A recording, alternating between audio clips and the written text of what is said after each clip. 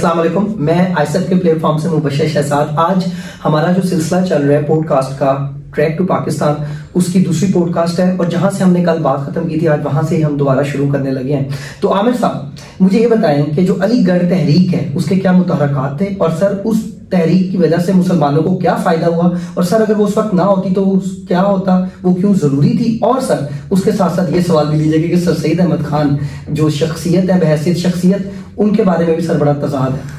जी चलें जी, सो आपने काफी ज्यादा क्वेश्चन एट टाइम कोइन कर दी। चले आप इनको सेगमेंटली एड्रेस करने की कोशिश करते हैं। लेकिन जी जहां तक ताल्लुक है अलीगढ़ मूवमेंट का, उसके लिए हमें उसके थोड़ा सा बैकग्राउंड में जाने की जरूरत है। देखिए, जब 1857 की वॉर ऑफ इंडिपेंडेंस लड़ी गई and it proved to be an utter failure, अब यहाँ से आगे फिर एक सिलसिला शुरू हुआ, that was systematic subjugation of the Indian community. अब हम देखते हैं कि ये जो ब्रिटिश कॉलोनियल सिस्टम है, बशर साहब वो एक डॉक्ट्राइन के मुताबिक ऑपरेट करता है। वो डॉक्ट्राइन क्या है? White man burdens theory. वो कहते हैं कि ये जो पूरी नॉन ब्रिटिश कम्युनिटी है, ये जो नॉन वेस्टर्न कम्युनिटी है, ये सारे के सारे अनएजुकेटेड हैं, ये सारे के सारे अनएथिकल हैं, ये अंडर डेवलप्ड हैं और ये लेसर ह्यूमन बीइंग्स हैं। क्योंकि ना तो ये तरक्की याफ्ता हो सके, ना इनके पास वो प्रोग्रेसिव माइंडसेट है और ना इनके पास एक जो प्रोग्रेसिव लाइफस्टाइल है। तो इसलिए वो इनको ना लेसर ह्यूमन बीइंग्स कंसिडर करते थे, जो आपके ब्रिटिश कॉलोनियल मास्टर्स थे। तो वो फिर जहां पे भी जाते थे, जिस एरिया में भी जाते थे, तो उनका प्राइम कंसर्न ये होता था कि we are here to civilise this community. हम इनको प्रोग्रेसिव बनाना चाहते हैं, हम इनको बेसिकली रिफॉर्म करने के लिए आए हैं। तो अब ये उनके एजेंडा की एक्चुअल इम्प्लीमेंटेशन का आगाज था। और जैसी फिर 1857 की एपिसोड एंड होती है, तो अब ब्रिटिशर्स के लिए मुबशर साहब दो कंसर्न्स थे। पहला कंसर्न ये था कि वो जो एक एपिसोड हुई है, जिसको अकॉर्डिंग टू ब्रिटिश वो इसको रिबिलियन या म्यूटनी कंसीडर करते थे, फ्यूचर में इस तरह का कोई भी वर्ड ना हो, वो उस पॉसिबिलिटी को कर्व करना चाहते थे। अच्छा। और इस पॉसिबिलिटी को एंड करने के लिए फिर 1857 के बाद जो एक सीरीज चली रिप्रेसिव एक्शंस की, हम जिसको रीन ऑफ टेरर भी कह सकते हैं, कि जिसमें आमतौर पे चूंकि मुस्लिम कम्युनिटीज के ऊपर ये एलिगेशंस थे कि they have played a very active and contributive role in the organisation and then progression of this whole war of independence, उन्होंने फिर उनको बड़ा एक सिस्टमैटिक एक जो सब्जुगेशन, फिर उनके ऊपर टॉर्चर किया गया, उनकी प्रॉपर्टीज को कॉन्फिस्केट किया गया और सोशल, पॉलिटिकल और इकोनॉमिकली उनको मुकम्मल तौर पे डंप करने की कोशिश की गई। इसको हम रीन ऑफ टेरर कहते हैं, क्योंकि अब इस रीन ऑफ टेरर के तहत वो बेसिकली अपने रूल को कंसोलिडेट करना चाहते थे और उसको सिस्टमाइज करना चाहते थे, ताकि वो प्रॉपर ऑपरेशनल पैरामीटर्स के मुताबिक यहाँ पे अपना स्ट्रिक्ट जो कॉलोनियल रूल है उसको एस्टैब्लिश कर सकें। एक तो ये था। अब दूसरा मुबशर, उन्होंने इस रूल को चूंकि करना था इंस्टीट्यूशनलाइज, तो उसके लिए उन्होंने यहाँ पे अपने फिर कॉलोनियल इंस्टीट्यूशंस डेवलप करने थे। यहाँ पे ऐसे इंस्टीट्यूशंस लेके आने थे जो कि उनकी कॉलोनियल पॉलिसीज को इंप्लीमेंट करें और जो उनकी कॉलोनियल रूल है उसको इफेक्टिवली ग्रास रूट लेवल तक लेके जा सकें। अच्छा, ये जो टाइम था, this is considered the dark edges for the Muslim glorious period. अब देखें ना, वो कम्युनिटी जो पहले रूलिंग एलीट थी, अब वो कम्युनिटी डायरेक्ट एक सप्रेस्ड और एक सबजुगेटेड कम्युनिटी में कन्वर्ट हो गई है। और दूसरा मुबशर साहब, एक तो ये फैक्टर है। दूसरा, अलीगढ़ के प्रोस्पेक्ट में हमें दूसरी चीज ये देखने की जरूरत है कि देखें, जब 1688 में ब्रिटिश ग्लोरियस रेवोल्यूशन आया था और उसके बाद इनोवेटिव आइडियाज का एक इन्फ्लक्स शुरू हुआ और सोसाइटी की जो है ना वो प्रोग्रेशन, और जिसको हम एक प्रोग्रेसिव माइंडसेट की जो एक इन्फिल्ट्रेशन स्टार्ट हुई, और हम देखते हैं कि उसके अंदर इनोवेटिव आइडियाज आए। ग्रेजुअली वो एग्रीकल्चरल रेवोल्यूशन की तरफ लेके गए, फिर वहां पे इंडस्ट्रियल रेवोल्यूशन आया और हम देखते हैं कि वो जो तरक्की की बुनियाद पड़ी और माशरा फिर जो है वो जदीदियत, मॉडर्निज्म की तरफ गया। अब ब्रिटिशर्स इस चीज के ऊपर बड़ा जो है प्राइड फील करते थे और वो चाहते थे कि अब वो जहां, चूंकि उनके पास ये लेबल मौजूद है कि they are the pioneers of modernism, तो उनके मुताबिक जो पूरी दुनिया की मॉडर्निटी है ना, it is embedded on British soil.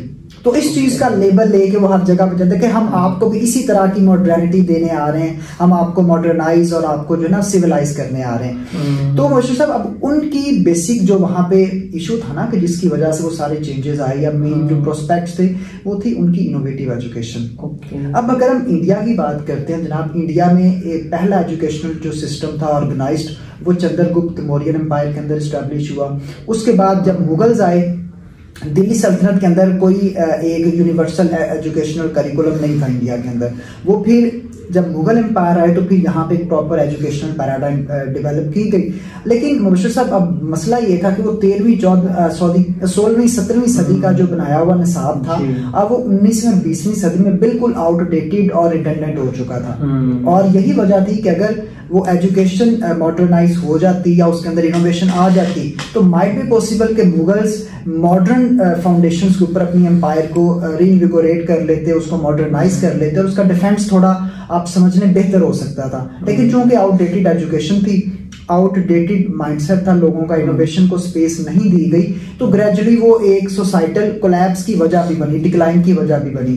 तो अब देखिए ये दो फैक्टर्स थे, एक तरफ रिप्रेशन थी और एक तरफ आउटडेटेड एजुकेशन थी, जो कि दोनों डिमांड कर रहे थे कि now this is a time to start a movement that could bring innovative education, that could bring innovative ideas and that could equip the community with the latest educational standards। तो वैसे सब ये वो फिर हालात थे जिन्होंने अलीगढ़ मूवमेंट को बेसिकली उसकी इंसेप्शन को, उसकी ऑर्गेनाइजेशन की तरफ जो है ना वो गाइड किया था। सही है। और सर जब कल हमारा जिक्र हुआ वॉर ऑफ इंडिपेंडेंस पे, तो उसके बाद मुसलमानों की जो हालत हो चुकी हुई थी, अगर ये तहरीक शुरू ना होती तो फिर मजीद आप बता सकते हैं रेट्रोस्पेक्टिवली कि मुसलमानों के हालात फिर क्या होते हैं? हाँ देखिए मुझे सब इस तहरीक के अंदर जो सारा का सारा ब्रंड था ना, द होल जिसको हम कहते हैं the whole guilt of this war of independence, वो लेवल किया गया था मुस्लिम्स के ऊपर। It means they were the direct victim of operation of the colonial masters. तो अगर मुस्लिम्स एजुकेट ना करते, मुस्लिम्स की वहां पे रिफॉर्मेशन ना होती, उनकी जो मेंटल इनलाइटनमेंट थी वो सिलसिला शुरू ना होता मुबशर साहब, तो मुमकिन था कि शायद मुस्लिम्स एज अ कम्युनिटी और मुस्लिम जो आइडेंटिटी थी वो ऑल थ्रू आउट एलिमिनेट हो जाती इंडिया से। इवन के राइट आफ्टर 1857 एक ब्रिटिश ऑफिसर, शायद लिटन नाम था उनका, उनके वर्ड्स हैं कि अगर हम मुस्लिम कम्युनिटी को एक्सटर्मिनेट कर दें तो हमारा वो जो सिविलाइजेशन का जो बेसिकली एजेंडा है या हमारा जो प्रोसेस है वो बहुत स्मूथली फुलफिल हो सकता है। तो दिस वाज द माइंडसेट कि they wanted to exterminate the Muslim community all throughout. तो उसके लिए ये बड़ा जरूरी था। अब दूसरी बात ये थी कि इंडिया के अंदर Muslims were not in majority, they were a minority, even the largest minority of India। तो being a minority, एक majority के साथ अपना status उस एट पार रखना, अपनी existence को sustain करना, अपने survival को ensure करना और फिर अपनी social, political और economic presence को parallel लेके चलना, ये बहुत बड़ा एक challenge था। उस चैलेंज के लिए आपको मॉडर्न एजुकेशन जरूरी थी। अब आप खुद इमेजिन कर सकते हैं कि अगर मुस्लिम्स उस टाइम पे उनको एजुकेट ना किया जाता, उनको रिफॉर्म ना किया जाता, अगर उनकी मॉरल अपग्रेडेशन ना होती, अगर उनकी सोशल इक्विपमेंट ना होती, पॉलिटिकल ट्रेनिंग ना होती, इट मींस कि वो इंडिया की तमाम कम्युनिटीज के अंदर बिल्कुल एक इररेलेवेंट और एक सबऑर्डिनेट कम्युनिटी बन के रह जाते ना। तो वो क्योंकि देखें जब ब्रिटिशर्स आ चुके थे मुबशर साहब, उन्होंने यहाँ पे अपना एक सोशल सिस्टम इंप्लीमेंट किया। अब अगर आपने जॉब लेनी है उसके लिए इंग्लिश लैंग्वेज प्रोफिशिएंसी जरूरी है। अब मुस्लिम जो थे वो ट्रेडिशनल जो इस्लामिक एजुकेशन के पढ़े हुए थे, मदरसा सिस्टम के पढ़े हुए थे, अब वो they were totally oblivion about English language, they didn't know about the modern literature. तो this means they were totally unfit for the modern job atmosphere या मॉडर्न जॉब कल्चर। अब आपको बताओ उस टाइम पे अगर आपने अपनी इकोनॉमी को सस्टेन करना है, अगर आपने सोशियो इकोनॉमिक स्टेटस अपना मेंटेन करना है, तो आपको कहीं ना कहीं से तो इकोनॉमिक रिसोर्सेज चाहिए ना, इकोनॉमिक अपॉर्चुनिटीज की जरूरत है। तो if you are uneducated and if you are not qualified for a particular job, तो it means you are totally out of race. तो इट मीन्स कि if Muslims had not been educated at that time, they would have become irrelevant। तो sir ये तहरीक तो बहुत ही अहम हुई। और सर इसका बेड़ा उठाया किसने? Sir Syed Ahmad Khan. Obviously sir इनकी शख्सियत के बारे में, सर सलीम खान साहब के अगर बारे में पढ़ते हैं, देखें कि सबसे इंडिया दिल्ली के अंदर उनकी पैदाइश हुई। और इसके साथ अब उनके पास एक ग्राउंड लेवल एक्सपीरियंस भी था, क्योंकि वो एज अ जज 1867 में जब अपॉइंट हुए तो गवर्नमेंट कैडर के अंदर सर्व भी कर रहे थे। अच्छा, इसी तरह जब हम देखते हैं ना कि उनके पास एक्सपोजर और एक्सपीरियंस कितना था, देखिए मुबशर साहब 1860s के अंदर जब ब्रिटिशर्स ने सर सिमन खान साहब के बेटे को एक ना स्कॉलरशिप ऑफर की कि आप जाएं और ब्रिटेन के अंदर स्टडी करें, तो उसी अपॉर्चुनिटी का फायदा उठाते हुए सर सैयद अहमद खान साहब अपने बेटे के साथ ब्रिटेन गए। वहां पे उन्होंने कैम्ब्रिज एजुकेशन सिस्टम देखा या उसके पैरेलल जो एजुकेशन सिस्टम उनको स्टडी किया, उनके एलिमेंट्स को देखा, उनके कंपोनेंट्स को देखा, उनकी टीचिंग मेथोडोलॉजी की, उनके लर्निंग मैकेनिज्म को जब स्टडी किया डिटेल से, तो फिर उनको रियलाइज हुआ कि वो जो एजुकेशन सिस्टम है that is totally in accordance with the demands of the current time. तो वो कंटेम्प्रेरी इरा की डिमांड्स को फुलफिल कर सकता है। तो वो एक्चुअल एक्सपोजर के साथ जब फिर इंडिया आए और जब वो रिटायर हुए एक्चुअली, तो रिटायरमेंट के बाद वो फिर परमानेंटली जनाब अलीगढ़ के अंदर ही सेटल हो गए। फिर वहां से उन्होंने अपनी वो जो एक एजुकेशनल अपग्रेडेशन और एक मॉरल रिफॉर्मेशन मूवमेंट थी उसको उन्होंने स्टार्ट किया, जिसको हम अलीगढ़ मूवमेंट कहते हैं। और ये बहुत बड़ा लैंडमार्क बेसिकली मूवमेंट है in the entire medieval history और या modern history of India। देखिए सर, बच्चों को अलीगढ़ तहरीक वैसे तो उन लोगों ने पढ़ी होगी, और सर सैयद अहमद खान की जो सर्विसेज हैं, चाहे एजुकेशनल, पॉलिटिकल, और उनकी किताबों के नाम बताने का मकसद हमारे यहाँ पे इस पॉडकास्ट का ये है सर, जो इस किताब के साथ आप क्रिटिकल एनालिसिस दे रहे हैं ना, वो बहुत जरूरी है हमारे एस्पिरेंट्स के लिए। तो सर बिल्कुल, अब हम सर इस पॉडकास्ट को अपनी कंक्लूड करते हैं। सर, अलीगढ़ की तहरीक ने मुसलमानों को दोबारा से उनके पैरों पे खड़ा किया, और ये फिर तहरीक जो बनी, और सर सैयद अहमद खान की आपने सर्विसेज। सर, तो मेरा आखिरी सवाल तो फिर रह गया कि क्यों उनको कंट्रोवर्शियल एक पर्सनालिटी के तौर पे कुछ उस वक्त के उलमा हजरात ने भी और आज के लोग भी उनके बारे में कुछ नेगेटिव जो क्रिटिसिज्म करते हैं, काइंडली उसको बताइए। जी, सर सिमन खान साहब के बारे में एक तो अच्छा दो पैरेलल ओपिनियंस हैं जी। एक तो ओपिनियन है कि he is considered as saviour of the Muslim community, not even Muslim, the whole Indian community. दूसरा, उनके बारे में जो चार्जेस लगाए जाते हैं ना वैसे सबसे बड़ा चार्ज ये है कि उन्होंने ना यहाँ पे वेस्टर्न कल्चर को प्रमोट करवाने में एक फैसिलिटेटर का रोल प्ले किया। उनको जो आपको पता है जो एजुकेशन है ना वैसे साहब, वो एक प्रॉपर सोशल सिस्टम लेके आती है। आप जो पढ़ते हैं आप वो बनते हैं। अब जब आप ब्रिटिश कल्चर को, ब्रिटिश एजुकेशन सिस्टम को पढ़ रहे हैं, इट मींस एक इनहेरेंट जो ना आपके अंदर टेंडेंसी आ रही है to accept and to submit before the British culture. तो वो जो एक स्लेवरी का माइंडसेट था या एक जो सर्विलिटी का एटीट्यूड था, वो उस एजुकेशन सिस्टम के साथ आया जो कि उनको क्रिटिसाइज किया जाता है। पहली जो उनके ऊपर क्रिटिसिज्म होती है। अच्छा, दूसरी जो क्रिटिसिज्म उनके ऊपर होती है वो कलेक्टिव इंडियन कम्युनिटी की तरफ से की जाती है। तो देखें, जब ब्रिटिशर्स यहाँ पे आए एज एन आउटसाइड फोर्स या एज अ फॉरेनर फोर्स, तो उस टाइम पे इंडिया नीडेड अ यूनिटी। और वो यूनिटी कैसे हो सकती थी कि एक प्रॉपर कलेक्टिव या एक होलिस्टिक इंडियन मूवमेंट जनरेट होती जो कॉलोनियलिज्म को अपोज करती। तो वो कहा जाता है कि जब 1885 में इंडियन नेशनल कांग्रेस बनी तो उन्होंने उसको अपोज किया।